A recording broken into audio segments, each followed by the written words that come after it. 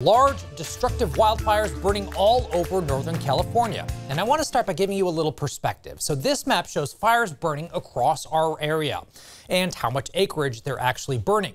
The red dots are the most recent hot spots, and those are as seen by satellite. The yellow and orange spots were fires that were detected within the last 12 to 48 hours, so some of those might already be out. The SCU lightning complex wildfires are burning across 5 counties, including Stanislaus and San Joaquin. So far, it's burned about 360,000 acres and is 15% contained. It's currently the second largest fire in state history and the biggest burning right now. The LNU lightning complex is now the second largest fire burning in the state and the third largest fire in California history. It's burned more than 350,000 acres over 6 days across 5 counties. Tonight, it's 25% contained. We've got team coverage. Carly Gomez is tracking air quality and the potential for more lightning strikes. ABC 10's Kurt Rivera is in Santa Cruz County as more evacuations are now underway because of the CZU fire. But we start tonight with ABC 10's Van Tu. She's speaking to families in a Vacaville neighborhood devastated by the fires.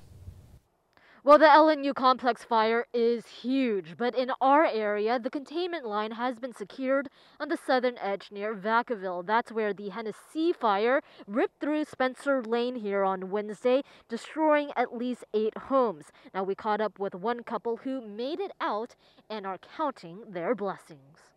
Can you say yes? A passion for animals. That's the thing keeping Priscilla O'Mara grounded after she and her husband lost their home of 18 years in the Hennessy fire. That's gone, but we have memories.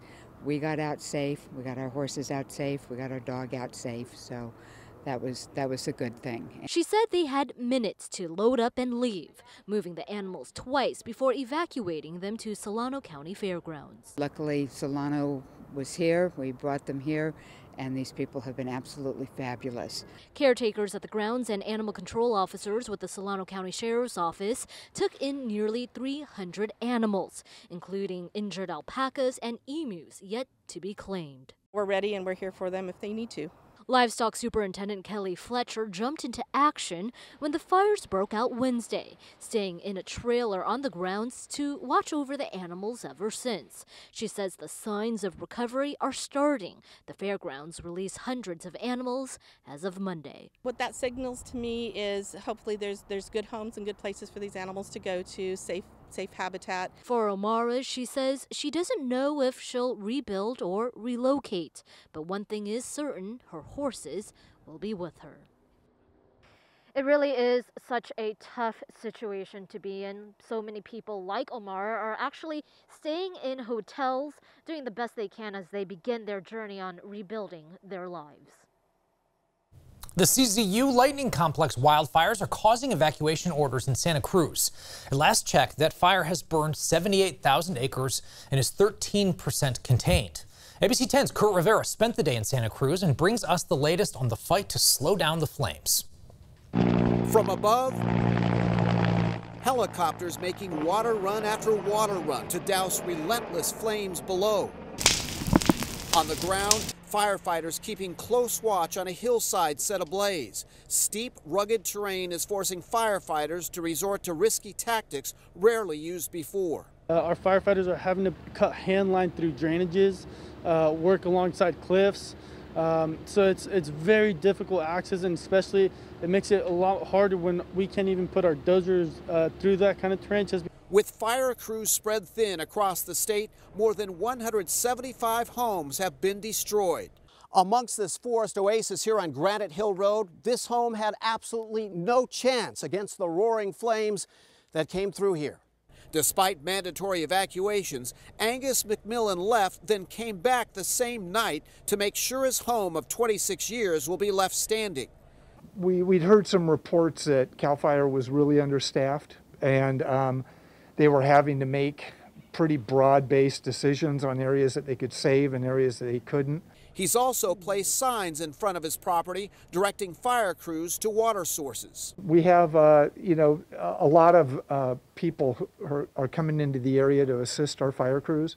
They're unfamiliar with these mountains. So to the extent that I can point out where we have pools, where we have fire hydrants, it might save them time. Despite even the most heroic of efforts, the fire showed no mercy to some homes while others remain intact. Ahead on LNT, California's ag economy is the biggest in the nation. But with multiple large wildfires burning, it's taking a big hit. How the smoke is impacting everything from fruits to vegetables to livestock. Carly Gomez is in for Monica tonight, tracking those smoky conditions and the threat of more lightning. Yeah, that's right. Right now we are tracking a lot of the fires, what's going on out there, and how it pertains to your breathing. We've been looking at a lot of that bad air quality, unhealthy throughout the valley in Northern California. Let's take a look at this map here. You can see the latest fire detections. Most of the major fires all burning within a complex north of San Francisco, the LNU south of it, the San Jose area, the SCU, and then just on the coastline there, you're looking at the Santa Cruz one. Now, all the adjacent valley areas have been dealing with all of that heavy smoke because a lot of that air coming off the Pacific and pushing inland. Now, the unhealthy air quality will continue into Tuesday and even possibly through Wednesday as unhealthy to unhealthy for sensitive groups. Now, we are tracking lightning strikes. Most of these, though, are in Nevada. Take a look at those. You can see the little bolts that are pushing into Nevada. So far, we haven't been able to track anything so far in Northern California. A few little spots there just south of Yosemite. Otherwise, we are looking good right now, which is a great sign, especially for firefighters battling all those blazes, but it's not over just yet. A high today of 93, the average 91, so we are just around average for this time of year. 96 degrees, that'll be the average high for your Tuesday with low 90s in the foothills. Still hazy skies out there with low 80s in the Sierra, and thunderstorm chances possibly could continue into tomorrow with dry lightning. So we will have to keep our eyes on that. I'll let you know more about these fire conditions coming up, my full weather forecast.